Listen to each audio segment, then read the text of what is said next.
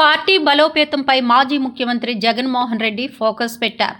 ఏడాదిన్నరగా పార్టీకి అంటి ముట్టనట్లుగా వ్యవహరిస్తున్న మాజీ ఎమ్మెల్యేలు, నియోజకవర్గ ఇన్ఛార్జీలకు తాజాగా జగన్ క్లాస్ పీకినట్లు వైసీపీ వర్గాలు వెల్లడిస్తున్నాయి. ముఖ్యంగా పార్టీ కీలక నేతలు కొడాలి నాని, వల్లభనేని వంశీపైన మాజీ సీఎం జగన్ అసంతృప్తిని వ్యక్తం చేసినట్లు ప్రచారం జరుగుతోంది.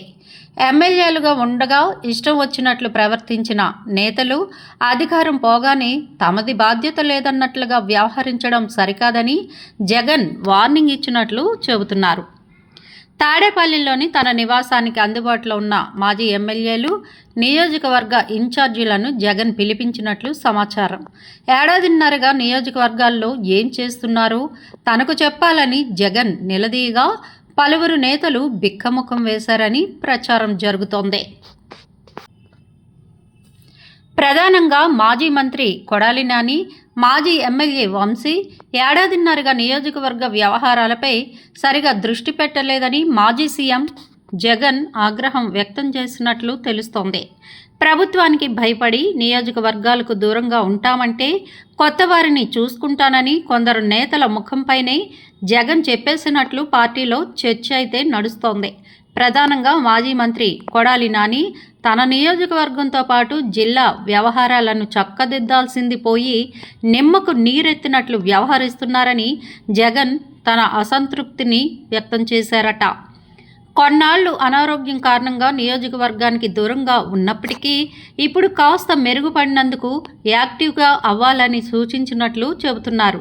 ఇదే అంశాన్ని వల్లభనేని వంశీకి స్పష్టం చేసినట్లు పార్టీ వర్గాలు వ్యాఖ్యానిస్తున్నాయి. ఇక దెందులూరు మాజీ ఎమ్మెల్యే అబ్బయ్య చౌదరి నియోజకవర్గంలో అందుబాటులో ఉండాలని మాజీ సీఎం జగన్ సూచించారట. అదేవిధంగా అద్దంకి ఇన్ఛార్జ్ అశోక్ కుమార్, విజయవాడ సెంట్రల్ మాజీ ఎమ్మెల్యే మల్లాది విష్ణు, ఆవెనగడ్డ మాజీ ఎమ్మెల్యే సింహాద్రి రమేష్ విషయంలోనూ జగన్ ఏమాత్రం సంతృప్తిగా లేరని చెబుతున్నారు. ఎక్కువ మంది నేతలు నియోజకవర్గాల్లో ఉండటం లేదని అధినేతకు ఫిర్యాదులు వెళ్లినట్లు తెలుస్తోంది. ఇక వైసీపీ కార్యకర్తల పట్ల కూటమి ప్రభుత్వం కఠినంగా వ్యవహరిస్తున్నందున మాజీ ఎమ్మెల్యేలు, ఇన్ఛార్జీలు ఎల్లప్పుడూ వారికి అందుబాటులో ఉండాలని అధినేత సూచించినట్లు సమాచారం. మరి జగన్ అసంతృప్తి పట్ల మాజీ ఎమ్మెల్యేలు, మంత్రులు ఇప్పటికైనా కళ్ళు తెరిచి ఏ విధంగా స్పందిస్తారో చూడాలి. మరి ప్రజల్లోకి వెళ్తారా లేదా అనేది కూడా తెలియాల్సి ఉంది.